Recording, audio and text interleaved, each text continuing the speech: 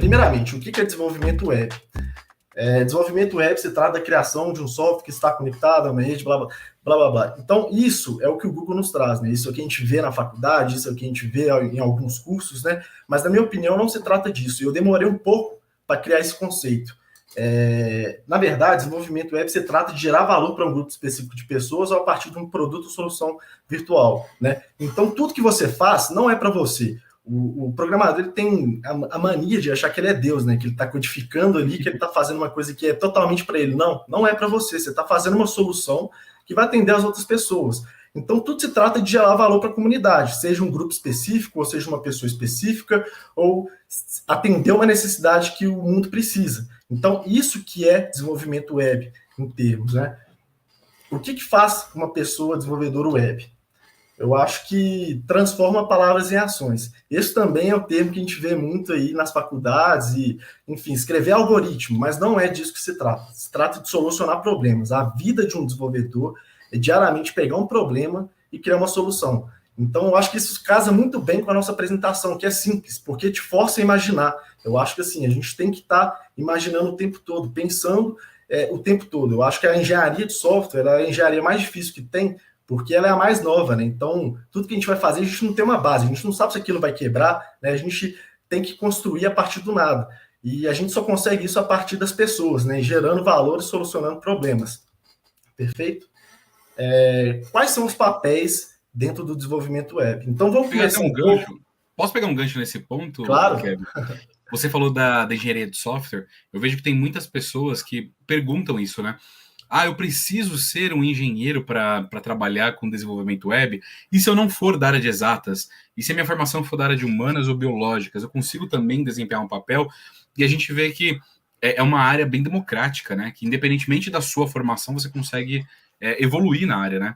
Você já encontrou muitas pessoas no mercado com formações bem diversas? Cara, demais. E eu acho que assim, uma coisa que eu tenho na minha cabeça, não só eu, mas eu acho que todo mundo aí que está no cargo gerencial, ou que está como CTO, que tem uma empresa, é que canudo não forma ninguém. Então, na minha opinião, seu canudo não serve de nada, o que serve é a sua experiência, né? E o que torna uma pessoa engenheira de software, basicamente.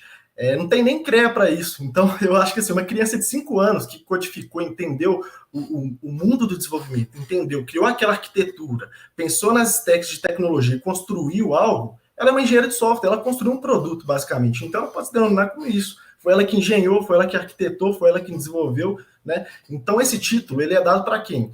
Para quem entende, basicamente, todo o contexto. Criou um produto, então criou uma solução lá, né? E essa pessoa, ela pensou na arquitetura, pensou nos requisitos, pensou na gestão ali, adicionou uma metodologia para criar aquilo, né? E criou um produto de ponta a ponta, uma solução de ponta a ponta. Essa pessoa é uma engenheira de software. Então é por isso que a gente vê muita gente, engenheiro de software júnior, analista de sistemas, programador, desenvolvedor front-end, todo mundo que pega, eu acho que assim, o desenvolvedor em si tem os títulos, né? O desenvolvedor front-end que a gente vai falar um pouco lá na frente, o desenvolvedor full stack, o desenvolvedor back-end, o arquiteto, eu vou passar por todas essas etapas, né? Mas sobre esse ponto em específico de ser um engenheiro, você é um engenheiro a partir do momento que você entende de ponta a ponta a sua aplicação. Se você fez isso, basicamente você pode se considerar como um engenheiro de software. Perfeito? Show de bola. Maravilha. Então é mais um mito, né? Ou seja, você pode ter se formado em história, biologia, que você consegue migrar para essa área de desenvolvimento. Total. E outra, adiciono mais um ponto, né? Não é uma área 100% de exatas. Eu acho que assim, por que falam que é de exatas? Tem alguns cálculos, tem, mas cara, na minha profissão inteira eu não usei nada de cálculo. A gente usa o raciocínio lógico. O cálculo ele entra para aprimorar seu raciocínio lógico, porque a gente precisa muito de resolver problema, né? Então, é justamente por isso, você tem que montar um quebra-cabeça ali. Você está resolvendo um problema, você tem que ter a mente sempre aguçada, pensando em algoritmos e pensando em código, basicamente. Mas é mais nesse ponto aí, perfeito? Maravilha, perfeito. Beleza, vamos passar aqui então. Precisamos primeiro entender como funciona, né, o processo de criação de um software. Eu acho que assim, muita gente não tem essa noção, né? Acaba que alguns cursos não passam isso. Eu acho que a faculdade também não ensina muito bem isso de ponta a ponta, porque a gente quebra a cara quando chega no mercado. Porque a maioria das pessoas, o que acontece, né? O cara espera lá, sei lá, 4 anos para receber um canudo e quando chega fala, cara, não é nada que eu aprendi, tô fodido. Mas é justamente o que acontece, gente. E o mercado ele é assim mesmo, né? E vai mudar, os processos mudam, o manifesto ágil, os processos de gerência de produto e de software surgiram agora, basicamente, então vai continuar mudando. Então, eu acho que assim, aprender, continuar aprendendo todo dia, ser um autodidata é o essencial aí para se dar bem na carreira. Perfeito? Então, Show. vamos entender como é que funciona o processo de criação de um software. Tudo começa sempre com um problema, né? Então, tem algum problema que você tem que resolver. Isso você já tem que ter na sua mente. Vai cair uma bomba, tem que resolver essa bomba, praticamente, né? Então, tá lá o problema, né? Então, o primeiro passo é o problema. Chegou o problema, a gente vai fazer uma análise de requisitos, né? Então, o que é a análise de requisitos? Esse problema pode ser resolvido a partir de tecnologia, de algum meio de tecnologia, né? Então, a gente faz uma análise, beleza. A gente consegue resolver isso. Ok, então vamos especificar os casos de usuário. Né? Então, é você criar a partir de texto ali mesmo. O usuário deverá fazer isso. O usuário deverá fazer aquilo. Deverá acontecer isso, basicamente. Você especifica isso em forma de texto, né? Depois disso, você passa para um engenheiro de software, um arquiteto de software, para ele juntar as stacks de tecnologia, né? Pensar, isso aqui vamos resolver assim, isso aqui vamos resolver aquilo, esse aqui, a gente vai usar essa tecnologia, né? Ele constrói essa stack, basicamente.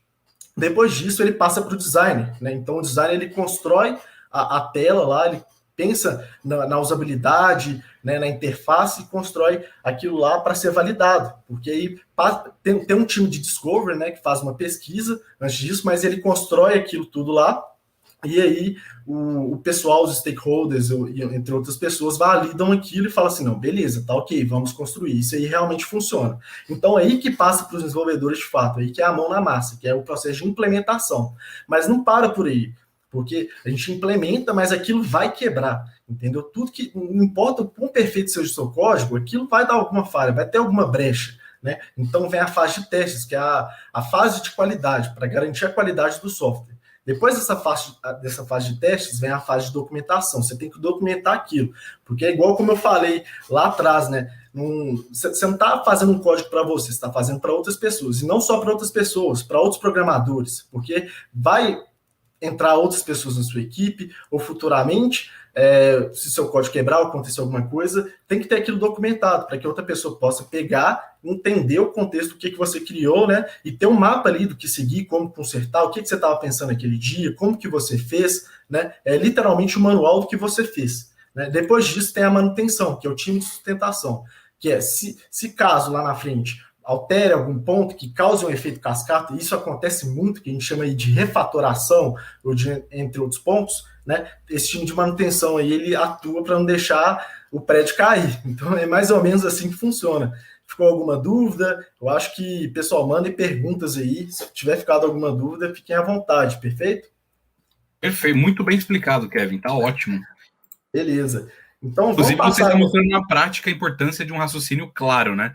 Um raciocínio em etapas com começo, meio e fim, tá bem claro. Exato. Gente, isso aqui tem que ficar na cabeça de vocês. Eu acho que, assim, tem muitas empresas que não seguem esse processo. E por experiência própria, se algum desses processos aqui não existe na sua empresa, é sua função ficar no pé e falar, velho, a gente tem que fazer isso, a gente tem que fazer uma documentação, a gente tem que fazer um teste, colocar bons testes aqui, a gente tem que ter uma equipe de design. Porque sem essas etapas aí, seu produto vai quebrar, sua solução vai quebrar. Então, essa é a base aí do desenvolvimento de software, perfeito? Inclusive, abrindo um rápido parênteses, a UARI é uma escola de tecnologia exatamente com esse objetivo de formar as pessoas para o agora e para o amanhã. Então, a gente tem esses treinamentos de desenvolvimento web, data science, UX e UI design, porque a gente entende que é o que o mercado precisa para conseguir desenvolver as soluções.